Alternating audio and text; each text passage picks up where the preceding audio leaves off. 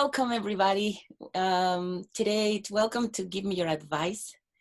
First of all, today is a very, very special day for me. I'm not gonna lie, I'm a little nervous. Today we have a very special guest. His name is David Baughman. You can correct me if I pronounce it wrong. Very sorry for my accent. Baughman, B-O-F-N, Baughman. Nobody ever gets it right. Okay, yeah, that made me feel better. Today, it is very important because most of my interviews have been with people that I work with or that I know. And I have not had that pleasure yet to work with Mr. Buffman, but definitely I would love to. After obviously doing my research and reading about you and reading your work, I have to say that you became something like when you are little and you said I want to be like him when I grow up. That passion that in your career and everything you have done through your 30 years of experience in different industries as aerospace, automotive, I don't know if I pronounce it right. Automotive, yep. Mm-hmm. Electronics, energy, oil and gas, and see how you implement this new culture, like you just explained me, and bring people together and understand their situation and put them, all of them, look at the same place and bring the company to the next level. I have read that you have bring huge multi-millionaire companies from pretty much zero background to all the way up. So that is just unbelievable. I am very, very up to look everything you're gonna do from now on that I met you. And if you can give us a little more of an introduction about yourself, but I'm just amazed for the job that you have done so far. Well, thank you, Maggie. That's very kind of you. And hopefully it's not too overstated. Maybe it is, maybe it isn't. So my career for the past 20 years in general management as a P&L leader has been to take organizations or divisions of a larger company that either A, had a profitability problem, or B, the sales were going to go up dramatically and they weren't going to be ready for it, which I've seen time and time again. Many times I didn't have a lot of notice to take these new assignments. One, when I went to Canada, I had 3 days notice. Wow. And so I've always tried to develop a playbook of what I'm going to do on day one. And I've developed a playbook what I'm going to do before day one even gets there to be ready. Fortunately, I've been able to learn from each location that I've been at, what I did right, what I did wrong, and correct it. So as I go from new assignment to new assignment, I'm able to learn from that and to make it just a little bit better. And so I guess once an organization gets to a point where it's running smooth and easy and it's, smooth sailing, maybe I get bored. I don't know. So we'll see. Well, yeah, go ahead. Sorry. So it's really interesting that from what I've learned over the years is I have to change my thinking from situation to situation because they're not all the same. Not all the cultures are the same. Not all the problems are the same. The only thing that's common among all of them is organizations that need help to do something different and to be able to see it differently. And that's kind of what my career has been for 20 years. Wow, that is amazing. Telling a little bit everybody about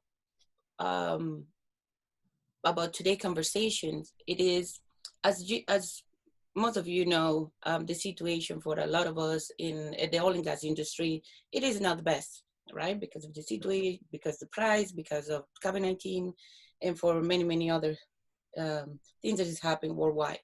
So the idea today is for us, there are jobs, trying to find a job, for us that are trying to get into a new position and definitely make an impact. Today, what I really want everybody to take is what they can do, how they can be so impactful, how they start in the right way, in the new positions they are getting, even if it's new position, even if they just grow in the same company. How you can teach us, what is the tips that you can give us to get into that and from day one. So absolutely. So the first thing you need to do is to be prepared for 8 o'clock on day one, because everybody's going to be watching you, and everything you do, even down to the way how you dress, they're going to be judging you right from the get-go because you're new and they don't know what to expect. That's why since probably 2004, when I first started to use Michael Watkins' book, The First 90 Days, Mhm. that book is an absolute playbook of what to do, whether you're a GM with a P&L responsibility, or even if you're just doing a new manager in a department, or even if you're a new manager for the first time. What do you do to achieve alignment in the first 90 days? What I've liked to do is sit down and I'll try, if I can, have conversations with my future boss before I start on day one. So at WellFlex, where I'm at today, the president, Nick Klaus, and I, we spent 30 days in conversations about the business, about opinions. The really good thing about that is we got to learn to know each other, and we learned about each other, how we would work together to create that relationship. And then I started writing my 90-day plan. What was I going to do on day one? What was I going to do in the first week, the first month? And I made sure I shared that plan with him before I set foot in the building. And I thought that was very important, so he could see where I was going to take it, have commentary, add something to it, look out for this. And then it gives me a playbook of what to do on day one, so I'm not coming across as crawling in the dark. Yeah. Then I'm achieving that command and control, on the very first day. One of the things that I love about the book, I wasn't able to finish completely, but I'm definitely getting there. I love it, definitely. But at the beginning, he mentioned about how you are like a transplant on organ at the beginning, like you are getting into a body that already function perfectly, and they are just gonna take a look. How are you gonna be able to function if you are able to get it together and work with them, or you're gonna have to you are not working together. I really like how he gave that explain there, like how you have to move forward and try to become one of the teams, or make change a little bit the culture about it, for sure. Yeah, so it's funny you say that, because wherever I've gone, so I had 19 years, in automotive, working in automotive plants for a large company called Barnes Group, Associated Spring. And so I'm not an engineer, but I understood the technical aspects of the springs and washers and products we built. I moved to the aerospace side of Barnes Group, and they told me, "You're a car guy. You don't know what we're talking about here. Planes are really different than cars." I'm like, okay, but you still have to have materials and you still have to build it. I moved to oil and gas, and like, this is not aerospace, this is oil and gas. We don't do those things that you do over there. I'm like, all right. To me, is wherever you go, you have to establish your credentials as a leader. For sure. I don't have to be an engineer of the product that I'm going to be working with. I have to be able to understand the technical aspects just enough to be able to make sure we're making the right decisions. So I try to establish right off the get-go, what I'm going to do. So if I'm a car guy in their minds, I can be an aerospace guy in 10 days. And to do that, I try to have a meeting with every salaried employee that I can within the first week or two for at least 1 hour. And in that meeting, I'm doing two things. I want to learn about them personally. The question I'll ask is, where were you born? Where'd you grow up? What'd you like to do? What things do you enjoy? What do you do here? Of the 60 minutes, 45 minutes is them telling me about themselves. And then I give them 15 minutes to ask me a question they may want to ask that they may not want to do in a crowd situation. That does two things for me on day one. I get a pulse of the culture. I get a feel of the culture, because 9 times out of 10 in those 45 minutes, they're going to tell me what they want me to do and what they think I should be doing. And I can digest that. And then in those 15 minutes where they're asking me questions, I can convey to them where I'm going to take it and where I'm going to go with it. And I can get a feel from them, their body language or their answers. Are they buying into this, or are they very skeptical? And wherever I've gone, I've done that. And I've had great conversations and developed fantastic relationships with people just on that first 45-minute conversation. So personal questions that you make, it is to know the people, like to know the person that you are dealing with, Correct. and how you bring that back to the professional life. Like it is have to be like a middle point where you put both That's of them right. together. That's right. Right. I'll ask generic questions like, do you like sports? Do you have hobbies? Do you like gardening? I like to do gardening. I like sport. I love college football. And I find if we'll find a mutual topic that we're both excited about, it just opens the dialogue. So I'll avoid personal questions that are just too personal to HR. I won't ask a question HR wouldn't ask Yeah, because I'm yeah, for pretty sure. HR centric. Yeah. But I find that, for example, I'm in North Texas, right? Hmm. So I'm not a Dallas Cowboy fan, and I find there's good conversation about that. I'm a passionate University of Tennessee football fan. Hmm. There's a lot of opinions about that, but then you get that dialogue where you're comfortable with each other. Yes. And if you're comfortable talking college football, then you'll be comfortable talking about metal and pipe. You may be comfortable talking about why do you do this and why do you do that. And so I break down those barriers so I can ask the more difficult questions, on a professional side. I love that. I find it very, very fascinating. Once you are done with this through the first few days, and you're able to talk with as much of people as you can, what is it that you bring back to your supervisor, or to your direct supervisor? Like, what do you bring back to them as a conclusion for all this? That's a great question. That's actually an excellent question. So I'll provide him feedback either daily or at the end of the week of what I'm learning. And I'll tell him, what I'm learning and where I'm going. And he may give me a tip, what about this or what about that? And I'll go down that road. Usually I've been fortunate wherever I've gone with these roles, my boss, the president or the GM or whatever will say, I need you to come to your own conclusions. I don't want to influence you. Hmm. And if I'll come back and I'll be sensitive to maybe there's a cultural thing that I need to overcome that he may not be aware of, and we'll talk about that.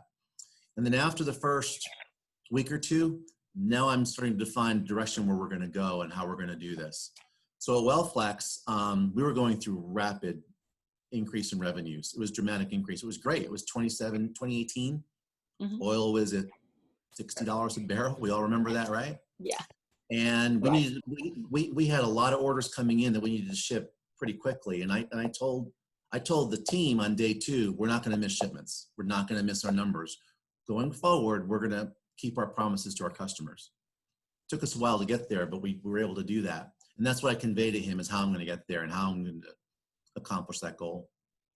That is and I guess the one thing to take to another. As soon as I'm a salesperson, and as soon as I see my management working together to get that sales that it take me forever to get that, that done, and people working and people feeling they are Mm-hmm. being successful, they just bring one thing to another, and people get into the culture and that motive definitely faster, right? It's those little, so in the book, the first 90 days, it's those quick wins, right? Mhm. Those quick wins, those small wins that lead to bigger wins and bigger wins. And you're right, you got to find something that you can be successful with in the first 90 days or less, and that they're part of it. So the team is part of that win and the team sees that win. I think everywhere I've gone, we mentioned Andrew Bernhardt was with us today. Mhm. I think Andrew has arrived on the scene with me in the first 3-4 months wherever I go, but I'm talking to him and another gentleman, Don Mackey, who I work with. I'm telling them what I'm seeing as I'm getting into it. Yeah. And they may throw me a little bit of advice. They may throw me a little question or two to keep in mind, but I bring them in so I can have them help with those wins as well. And then I bring them in when the team is ready to have them come in and have an outsider from my past Yeah. come in and join us. And what I look to do by the end of 90 days is have consensus on the direction we're going to take it. And usually it's lean manufacturing. We're going to introduce that, Hmm. use continuous improvement and total quality. And after 90 days, I'll know who's with me and who's not with me on those types of initiatives. And that's where I bring the consultants in to help me kickstart it because they're technical experts where I'm not. Yeah. Yeah. So you support yourself in that areas. That is what would you say that how how do you get sure that all the changes you are making are sustained. Like how you get to that. Like that. So obviously we have KPI we measure, right? Mm-hmm. So whether it's revenue or profitability or on-time delivery, you measure yourself and you have to start out at zero, right? And see where you're at. Mm-hmm. What in a lean environment, what we introduce, obviously 5S is the process of cleaning and organizing your shop. And that's a great way to visually see if you're making any progress or not. And then after you get a 5S program going where you're doing that, you introduce, KPI boards in the shop where you can start to measure and see those things. What I try to find out is who's going to be enthusiastic about doing that. Who's going to be enthusiastic about being measured. I mean, sometimes people don't like to be measured because if you're measured, you're held accountable. And if you're held accountable, you may be exposed. Good. Yeah. And a lot of times, well, almost every place I've gone, that exposure happens 3 to 4 months. And I can start to see who's really not going to be wanting to do what I want to do. And then you start another different process, right? Yeah. The culture change of finding all of us who are on the same path, who share the same cultural values to get to the desired outcome. Make sense? Yeah, it does make sense. And I guess that helps me. I did have personal experience when I found people trying to get this culture together and get this put in place, and you have 5 managers or peers from high management that do not agree, or they do not they don't go in both of trying to get into the culture. Right. And I would love to know what do you do in these opportunities, how you manage, because it's not someone that you manage, it's someone that is your peer, right? So it becomes a little bit challenging for sure. That's correct. So usually, WellFlex, everything flows up through me as we talked about, I think in our call. We do what's called EOS, Entrepreneurial Operating System. Mm-hmm. So Nick, who's our president, he's our visionary, and I report below to him. I'm the integrator, and everybody reports through me, on that level. So I'm responsible for the day-to-day. But if I've had a peer in the past, if I had a peer that didn't want to buy into what the company's trying to do, and my peers at Barnes Group could have been other division managers, other general managers, I'm not afraid to have that frank conversation about mutual goals. Yeah. And I'm not afraid to have a conversation, non-threatening, non-judgmental, but to say, look, this is the company's goals and we need to work together on this. One of the biggest challenges I've had, for 20 years, having direct reports that I inherit that doesn't want to do what I want to do. I advocate 100%, come to my office, close the door, and disagree with me. I mean, I love those conversations. I'm willing to listen to it because there are certain things that I have to do that I may not be able to say publicly why I'm doing it. And I might tell them why we're doing something. But I'll also tell them when they come in and say, Dave, you're doing this wrong, you're going too fast. I'll say, I appreciate that very much. However, this is what we've decided to do, and I need to know if you're going to participate in this or not. And if you're not, I respect that, but you might need to go somewhere else. I also learned a phrase a long time ago from my mentor is to take those managers that are blockers, those managers that are creating silos, help get them a job at your competition, because they'll do more good at your competition than they will with you. And I had a few that actually did that. That's amazing. A little mean, but that's good. It's really good. Yeah, for sure. You can, that's funny. It is important to. And to be honest, most times, 18 months after I start someplace and I'm still there, if I'm blessed to still be there, there's usually only 1 or 2 people that are with me that were there from the start, to be honest. Oh, wow. And usually I can tell which ones are going to be there at the end within the first 2 weeks, to be honest. That is. So I'll spend more time with them. I'll spend a lot of time. I'll spend a lot of time with anybody who wants to learn and is very intellectually curious. But those reports to me that just don't want to know any of this stuff, they should take the hint because I'm spending less and less time teaching them, right? Yeah, yeah, that is definitely for a way for them to see it. Um, one of the things that I read in your article in the last article that bring us here today, it was that there is others I would say books that you take in considerations to Mhm. follow your steps. Can you talk to us a little bit about those as well? Yeah, absolutely. So one of the most recent topics that I've added to my portfolio, as we've mentioned it, The Entrepreneurial Operating System by Gino Wickman, Mm-hmm. and the book that goes with it called Rocket Fuel Mm-hmm. by Gino Wickman and Mark Winters. That is one of the best systems of management, organizational management that I've ever seen. And it's based on Patrick Lencioni's 5 Dysfunctions of a Team. Yes. But what I really like about that, and it helped me at Wellflex make an impact, I think, faster, is because you have a defined organization of accountability. It's a defined process to work on projects to get them finished, Yeah. in a defined time period. But the most important thing about it is what Gino Wickman calls GWC. You take an employee and they have a role, not a job description, but they have a role. Mm-hmm. And then you analyze your folks called the people analyzer. GWC, do they get it? Do they understand what the role is? Do they get that role, truly get it? Mm-hmm. Do they want it, the W? Do they want that role and do they want that position? And then the C, the capacity, can they do that role? Can they perform well at that role? Because a lot of times there are people that are really good people, they're really good employees, but either they don't really want that role or they don't have the capacity for that role. But when you get alignment of GWC, everybody right seat, right place, you'd be surprised how culturally, how much it changes. So EOS, it's called Traction. The Mm-hmm. book is called Traction. Yeah. Wonderful process to run a business. And I think you could have a business of 20 people or 200 people and it's still just as effective. And then when we're doing our lean journey, which we do wherever I go, we're going to do lean because it works.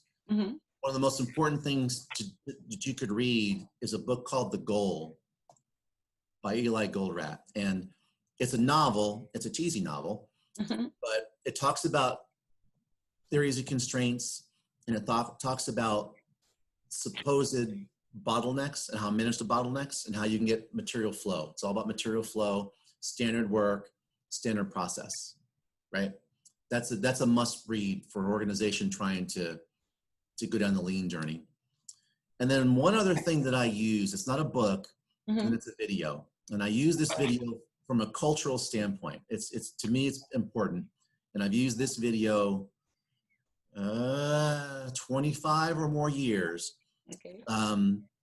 It's called The New Business of Paradigms by Dr. Joel Barker. And I've seen this video, we're probably pushing 200 times now. And this is a video, Paradigms, what that is it's the mind's ability to see outside what it knows. So if I know that the sun is always going to be orange in the sky and it all of a sudden turns to blue, I may not be able to see that blue because my mind is not programmed to see it. So paradigms and the study of paradigms in an organization is the study of people learning to go outside their comfort zone and seeing things different. And so for me, I'll put that video on the screen in our lean training and I'll watch people's faces to see if they're paying attention. And when you watch that video and you really watch that 22 minutes of video, usually the eyes open up, they'll stare at it. Mm-hmm. That means they get it. That tells me culturally, I think they're onto this. They're doing this with their phone and they're looking around. They're probably not going to make it. I know that's kind of a harsh judgment, but it seems to be true. Those are some of the materials I've used the first 90 days, the goal, and the new business of paradigms, every place I've been since 2004. That is, yeah, I did find the video and I found, I remember that you ran an article that you actually listen all the time that you can, you listen in the car, going back to the office. Yeah. Dr. Barker, we actually had him. I was able to attend a lecture with him live a few years ago. And when you really think about what the mind can do some amazing things if it wants to. And as a leader, I have to unlock that mind of those folks that are there to see things outside their comfort zone. And if you can do that, it's amazing what an organization can do. One of the questions that I had at the beginning, and I go back, it is, you mentioned a lot about what did you do when you get a new position in a new culture in a new company. Mm-hmm. What about if you just grow in the same company? Did you take the same steps? How that little change? Because you already are into it. You already know. You already have information about it. But what is that step that you make to make an impact in that new position? That's a great question. So I worked at a company called Barnes Group for 23 years. And Barnes Group is a company that was founded in 1857, very long established company. And up until 1989, the CEO was always a Barnes family member. Mm-hmm. And so I started at Associated Spring, which is a Barnes Group company in Bristol, Connecticut. And then I moved to Dallas, Texas in, I think, 1992. Two totally different cultures. And that's where I first started to learn that just because you're in the same company, the culture isn't the same from group to group. Yeah. And I became a manager there. So then I was transferred to my first P&L leadership role at Associated Spring in Milwaukee, Wisconsin. Mm-hmm. Two distinct different cultures. And that's when I started to realize, even though you had the same name on your paycheck, mm-hmm. it's not the same culture. And so that was Milwaukee, Wisconsin, when I first learned to start dealing with organizations, in this manner we've talked about. And that's where I first met Don Mackey, who was my lean sensei, my lean guru. Mm-hmm. And he started talking to me, preaching to me the importance of standardization and processes, and talking about how I had to have a defined process wherever I went, because it's all the same. Went to Canada for Associated Spring, another different culture. Yeah. But I had some of the same principles were brought with me. Went to aerospace for Barnes Group called Barnes Aerospace. Now we're talking totally different cultures, totally different, different concepts, airplane, cars. That's where I brought Andrew and Don Mackey in with me. And then we started talking about the same thing, was the same thing. So I try to bring the same themes, processes, people, standard work, standardization, and using the same language from company to company to company. And that's how I looked at it. So Barnes Group went through a fantastic transformation starting in 2006 when they introduced, that's where I met Andrew. They introduced a lean system called the Barnes Enterprise System, and it transformed their company from 3 disparate business units operating as one, from location to location. And I learned from that. I'm like, you know what? That makes a lot of sense. Or if I have 15 locations around the world, but if I spell cat the same way, C-A-T, I'll probably get the same results. Yeah. And for the most part, they've done very well doing that. And that's what I learned as a takeaway. It is amazing. And one of the things I would say for especially young professionals, that is more of my audience, one, it is, even happened to me when you are starting or when you are young and you are getting to the first corporation and you see all these activities and you see all these meetings and all these interviews and all these changes. I guess at the beginning you go for it, you go with it, you learn, you see that it's okay, that it's fine, but you don't understand the completely meaning of it. And mm-hmm. and until it was my experience, it happens to me, right? I went to the trainings and yeah, I like them, it's fine, I learned. It was definitely, I put my input, but you don't get the big picture. I guess that through years, I don't know if I have to be with age, with experience, but there is any way that you think that we can teach young professionals, or we can give advice to young professionals to see the completely picture of what all this is being done. I totally agree. That's a very good point. And I'm not going to say anything about age because I'm no longer considered a young person. But I will tell you that I had a mentor, a leadership mentor, When I first became a general manager at 39 years old, I thought this is going to be great. You know, I have this division. It's 11 million in revenue. That's pretty good, right? I have a nice comfy leather chair. I have a company car. I have my own office. This is great. And my boss came by, and who I respected deeply, I still talk to him 20 years later. He says, look, he goes, don't get yourself all too carried away. You're an $11 million division of $1.5 billion company.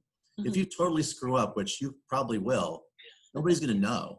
So try to learn as much as you can. So when you move forward, learn from your mistakes, you'll be able to fix it.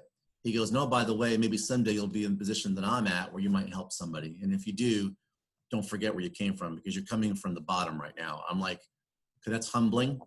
He's right. Yep. It still was a nice chair, but he was right. Yep.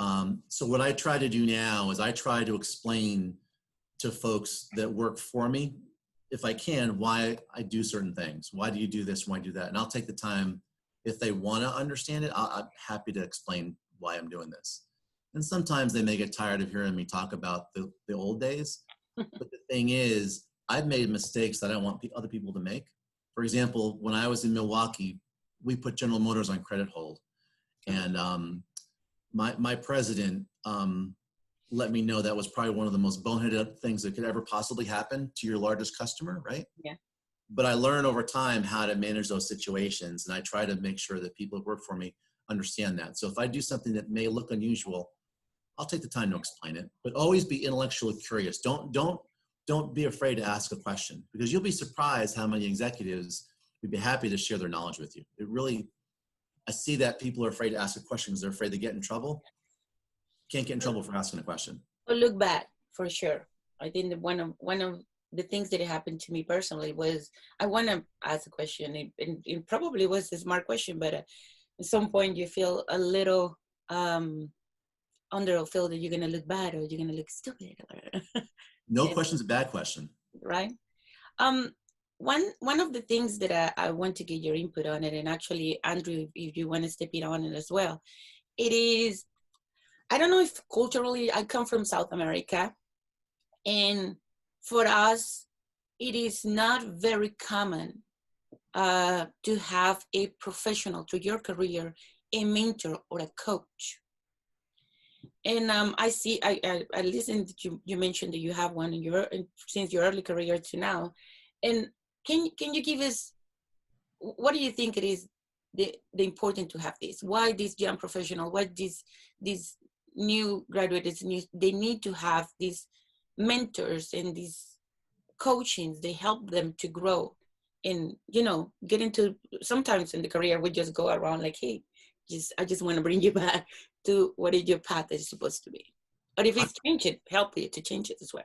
That is a great question. When I'm done, I would like to have Andrew, if you don't mind, comment on that, because Andrew has been one of my coaches now for 15 years. And another gentleman who's retired started working with me in Lean in, I think, 2002.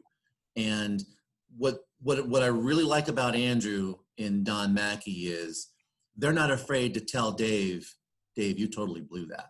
You need to be remembering this. It keeps me honest, right? My coaches keep me on that same narrow path. And what I like to do is I like to bring Andrew back in to check up on me a year later and see, am I doing this the right way still? Because I don't have all the answers. Yeah. I recently called Don and Andrew about 3-4 months ago because I saw some results on something we're doing here that I didn't expect. The results were too good and I didn't expect that. And they reaffirmed what I was doing or not doing right. I think having a coach helps you navigate the sharks in the whitewater.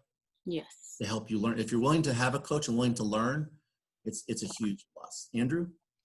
But we're colleagues, and I mean we coach each other, and we're at the level now where Dave's already there. So it's a matter of critical thinking, expanding our current thoughts into something that's even more exciting. You mentioned something before about when you reach your goal and you're at that level. We never have, really. We're always striving to make it better, faster, and making our customers happier. And Dave does that. So Yeah. That's what I have to say. Well, go ahead.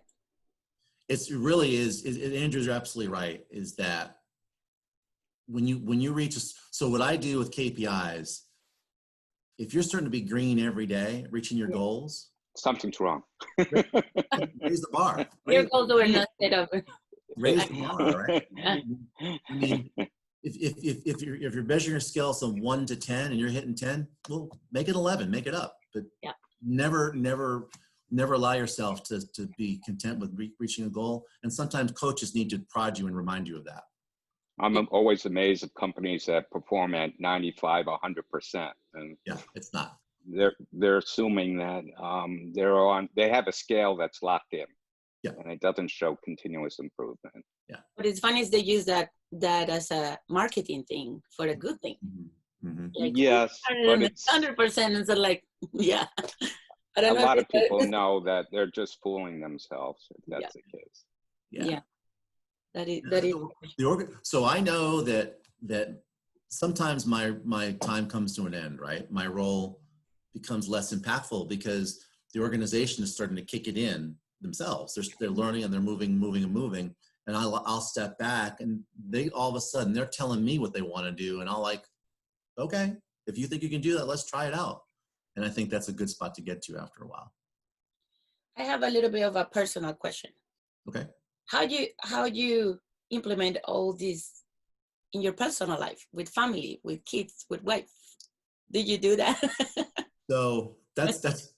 I'll tell you a little story how that works. So I've been very, very fortunate that my wife takes interest in what I do for a living, in a macro sense. She understands lean. She's heard about it for 20 years. My kids at home, they have a little square where their milk has to go, so they don't knock on it, because they 5S their milk, right? Mm-hmm.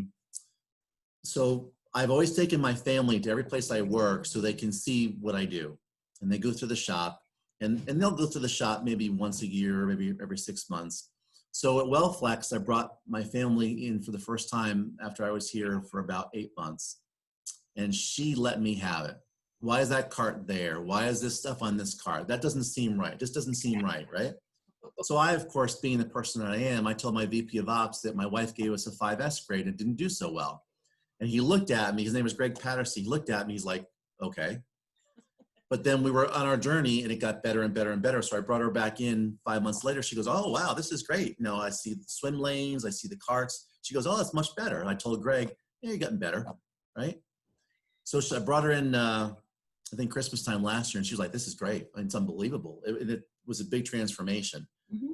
And so she knows what good is when she sees it. And she's doing a little thing, making masks for people during the COVID thing. And she's got a little U-shaped cell in my library, and she's got little stations where everything goes. And we start talking about pull down for ergonomics, right?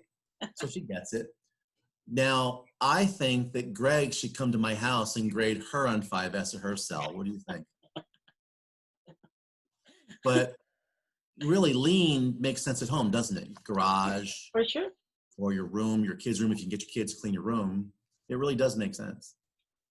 I think that obviously each family is a little organization that you have. Mm-hmm. And you have, sometimes you get 100. No, never. Never. No, not my house. No, I have a son. That is for sure. Well, I invite everybody, if you have any questions, just please let us know. You can join us on the muted, I unmuted and video. If you want to ask anything. I did not expect Andrew to join us in the conversation, but Andrew, thank you so much. I really appreciate your input. I would love to have you sometime and learn about you as well, if it is possible. Oh, thank you. Well, Dave, it's really amazing.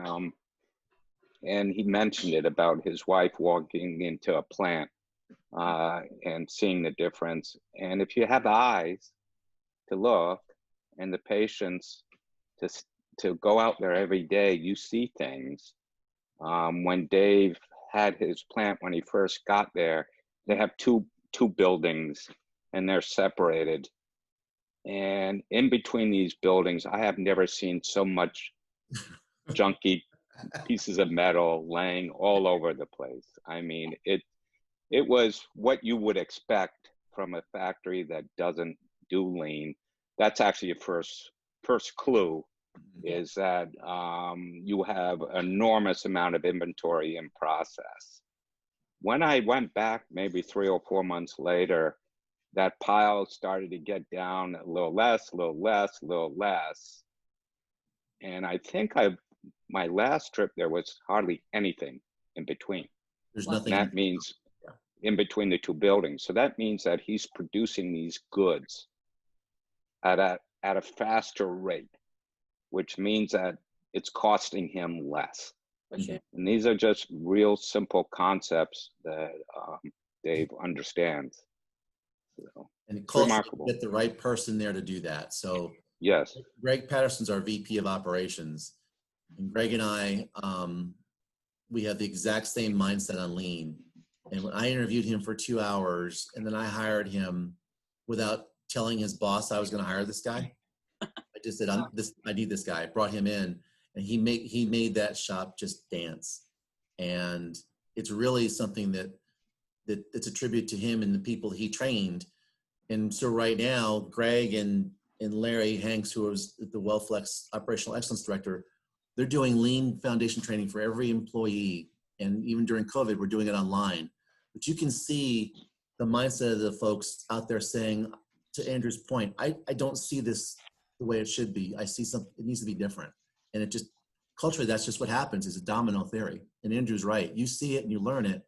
You get people to come in to do the same thing that you're doing. And before you know it, you've got a pretty good job. That is awesome. What's impressive with Dave is that he's brought his people along. And an example of that is when I work there, I get there early. I talk to Dave for about a half an hour, and then I'm gone. And I've worked with his people. And I would say he has between 3 or 4, maybe even 5 talented people that could do the role of implementing lean, and that they get it. The expression in lean is, do they get it? Yeah. And he gets it, and he has it, and he always has. You could go back to Dave's history. We could probably give you a list of 15 to 20 people that he's brought up who get it. So he actually doesn't need me anymore, because he's surrounding himself with good people that don't charge him as much as I do.